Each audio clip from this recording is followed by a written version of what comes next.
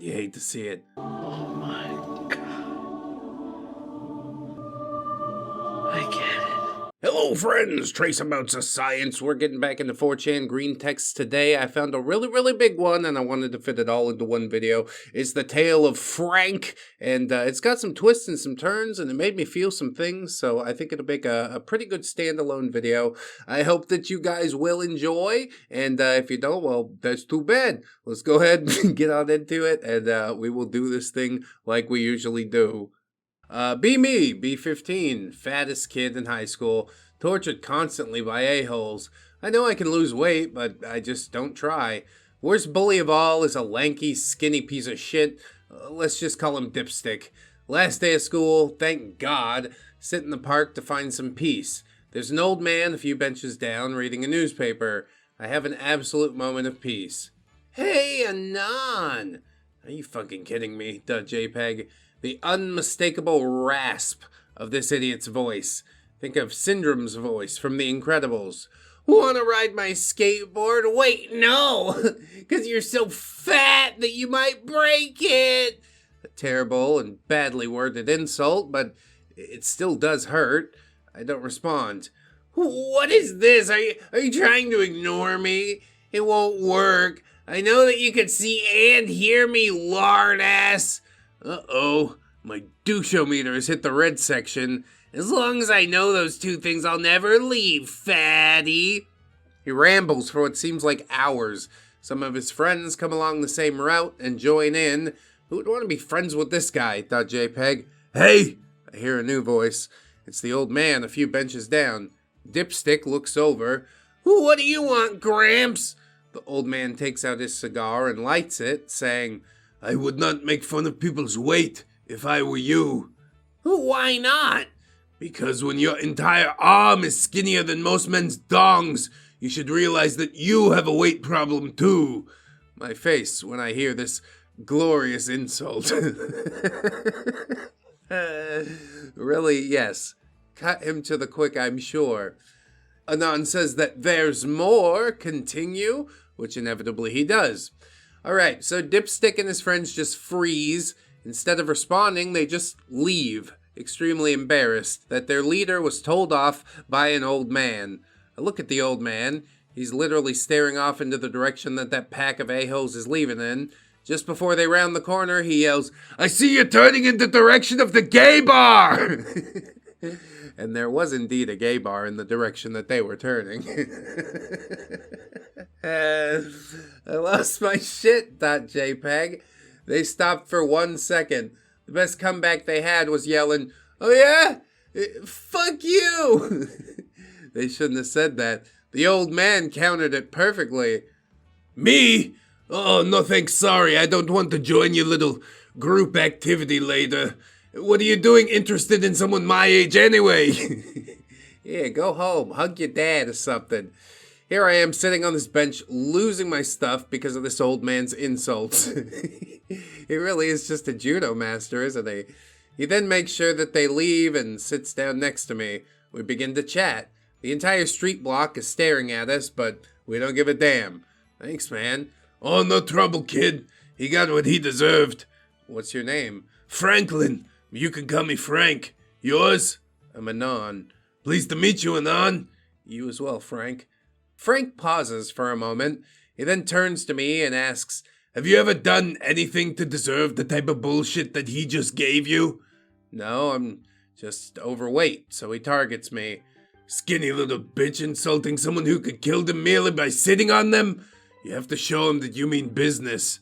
I have heard every single word that he said, and I play that scene out in my head, me trying to fight him. I lose and get humiliated in front of the entire school. No, I'd rather not. I'll just ignore him until he quits. Bullshit! Frank stabs his cane down.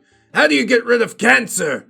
You fight it? Exactly. It never goes away. But if you beat it enough, then its presence won't bother you. What does cancer have to do with any of this? That skinny little shit? He's a cancer. He sees someone who won't fight back. He sees someone he can consume. And yet here you sit, acting like he's simply a minor headache. Minor headache? You have two choices. Let him fuck with your life or beat the life out of him. I see him coming to this park every day. You can wait right here on this bench, and you can fuck him up. Frank just wants to see a couple little kids fight. He's got some Machiavellian machinations of his own, doesn't he? Really, though, he's 100% right. You don't even need to win. You just gotta buck enough for them to be like, yeah, I don't want to do that again. Anon says, no, I'm sorry. This guy, he's freaking insane. I'm sorry, Frank, but I think it would be just best to avoid a confrontation. He looks me in the eye. You'll see, Anon. I go home, meet my dad. Really good guy, and practically all I have left. My mother didn't exactly want me. She just up and left around a month after my birth. I never even met her. At least my dad gave a shit about his responsibilities. Hey, Anon, you happy school is out? Hell yes I am, .jpg. Dad's watching a baseball game. I sit down in the chair beside him and watch it with him. You know, Anon, we could spend the entire damn summer watching these games. Yeah, but then we get even fatter. And then we could take the place of the orcas over in SeaWorld. I love my old man, .jpg. Yeah, he's a funny guy, isn't he? The game is over, and I go to bed. I wake up, first day of summer. Hell yeah! Go downstairs to the fridge. Dad's at the fridge. He takes out an almost empty jug of milk. Well, shit. He looks at me. Hey, Anon, could you go to the store next to the park and get some milk? I gotta get to work and don't really have time for shopping on the way. I don't really mind, .jpg. He gives me enough to buy 2 jugs, and I set out. I buy the jugs, exit the store with 2 bags, one for each jug, and I see Frank sitting across on his usual bench. Why the hell not, .jpg? I walk up and say, hi. Hello, Anon. How are you doing today? Fine. What's in the bags? Milk. Dad asked me to get some. Responsible. You're a good kid. I was just about to get into a nice conversation with Frank when, you guessed it, Dipstick and his friends. What's up, lard boy? Hanging out with the man with one foot in the grave? His friends acted like that was the best insult ever. Easily impressed idiots, .jpg. Frank pipes up. Oh yeah, we were hanging out. And so are you gay boys. Your dong's hanging out. Oh my god, Frank, that was awesome. Dipstick retorts, they only hang out because they're longer, old man. And then Frank says, the only thing long about you is your butt. You can fit whatever size you want in there. And then Dipstick swings at Frank. At this point, Frank friggin' stops his fist. I swear to God, he holds this skinny dude's hand and won't let go. Frank looks at me and says one word, milk. He then looks at the milk jug and nods. He wants me to hit this kid with the milk. I don't even think about it. Just pick it up and slam it over Dipstick's head. Milk is fucking everywhere. We have a few patches where a lot of drops hit us, but Dipstick is completely soaked. I still can't believe this actually happened, .jpg. Dipstick is white as a ghost now. What the hell? Frank looks up at him and his friends. He gives them the coldest stare I've ever seen and says, got milk? He actually fucking said that, .jpg. It's a little too spot on. Get out of here! Go bang each other or something! And they run. They actually frigging run. I sit back with the old man, out of breath, my heart beating like crazy. He reaches for his beard and gets a little bit of milk that found its way there, puts his finger into his mouth and tastes it. Smacking his lips, he says, tastes like soaked gay boy. We lose it. Frank gives me money to buy another jug of milk. I go home and Dipstick never bothers me again. Frank and I are best friends. Dad never knows about what happened. A little while later, it ain't over yet, guys. There's still so much more to this story, and a whole lot of more Franklin. Y'all ready for this? So, I give Frank my address and tell him to come over sometime. I come home and tell Dad I made a friend who will be coming over in the next few days, and Dad is surprisingly cool with this. I mean, it's a little bit so... We gotta vet Frank, okay? He's not on the registry or something, is he? 3 days later, Frank is there. We sit down to eat. Dad is a surprisingly good cook. He made some lasagna that night. Yeah, Dad stepped up for everything when Mom didn't want to. Gotta learn to cook too? That's super Dad right there. Frank says to Dad, "Did you know your son was being bullied?" Dad freezes. "No, I didn't. Anon, why didn't you tell me?" Frank interrupts. "No need to worry now. We've taken care of it." Dad asks how, and Frank says, "Let's leave out the details." Like I said, he never knew. Frank pipes up once more and says, "But I'd like to avoid this happening again, and because of this, I'd like to attack the reason that your son was treated badly, that being, his weight." I freeze. "I'm not going to force you into this, and I'm not going to help you without your father's approval, but I can really help get you into shape." My dad pauses and nods his head. Frank turns to me. "Now, listen, Anon, I'm not going to make you do this. It's your choice. But once we start, there's no turning back." I truly am just ready for this nightmare to end, so I nod my head as well. "All right, we start tomorrow. Meet me in the park at 11 a.m. Yeah, and if you don't show up, Frank's gonna show up at your house for real. So we began. Frank first had me run as many laps around the park as I could. He said this would build up my stamina and make all the important workouts easier. On my first day, I didn't even make it halfway. I nearly cried. I felt so pathetic. Frank comes up to me and says the nicest thing. "You're doing incredibly well. Very few people actually run as long as they can, but I can tell by how exhausted you are that you are actually trying. Rest on that bench, and then when you're rested, we can try again, all right?" So I do this around 6 times in one day. I didn't notice it, but Frank told me that I got farther every single time. Hell yeah, slow progress. I'm about it. Just a little bit more every day. You're good. By the end of the day, I was actually able to run the full lap. So for 4 weeks I run. Near the end, I could run 10 fucking laps, and I was so proud of myself that I could actually do this. I lost an incredible 15 pounds from doing this stuff. Yeah, running will peel it off, man. I go from 230 pounds to 215. We then start to do exercises, several different types in one day, so we can work on multiple parts of my body at once. We lift weights, do push-ups, I sucked at those, pull-ups, those too, all kinds of stuff. In 1 week, I lose 5 pounds, 210 pounds.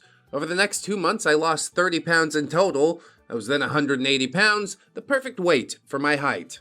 Damn, this story's making me feel like I need to do more. I want to catch up. Where's my Frank, you know? Not everybody gets a Frank, I guess. At a certain age, your Frank has to live inside your head. ReddX is my Frank.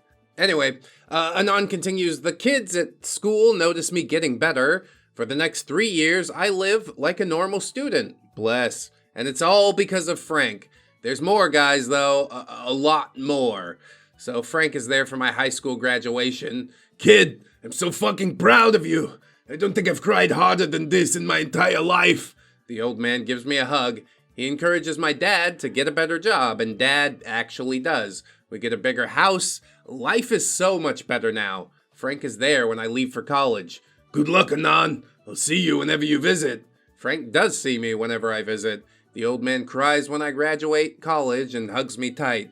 "I hate crying, but good Lord, I could drown in the river of my own tears. I'm so proud."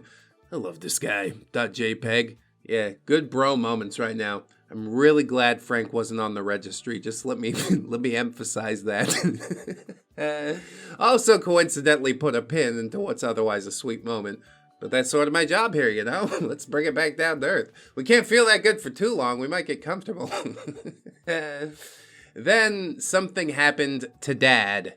Something bad. Damn, dude. I should have saved my irreverence for a bit later, maybe. A drunk driver slammed into him. The shock from the impact killed him instantly. Fuck. No joke to make. Just sorry for your loss, Anon. Frank was all I had left now. I inherited Dad's money, his house. Frank was in tears at the funeral. It broke my heart to see this hard-ass mother break down crying. The drunk driver came over one day to face what he had done, and Frank was there. I had to pull the old man off of this guy. I thought he was gonna kill him. "You piece of shit! I should rip your tongue out and bleed you to death!" I'd never seen him more violent than that. And then even more things came about. 3 years. What? You have 3 years, Franklin. Fucking melanoma. God, you hate to see it. I mean, he's an old man and such, but it's still sad to hear. At least you get the time to say goodbye. He lived a full, long life. It's much less sad, I guess, on a scale, sliding scale, than the father's death, which was just abrupt and fucking reasonless. Oh, I hate it. But also, yeah, sorry about Frank, too. I'm driving him home, and he says to come inside his house. He comes out with a picture of a woman and a baby. Frank, what is this? It's a picture of my wife, Elizabeth, and her daughter, Josanna. Well, where are they now? He just looks at me, and I know what he means. Oh, God. How? House fire. I was the only one who made it out.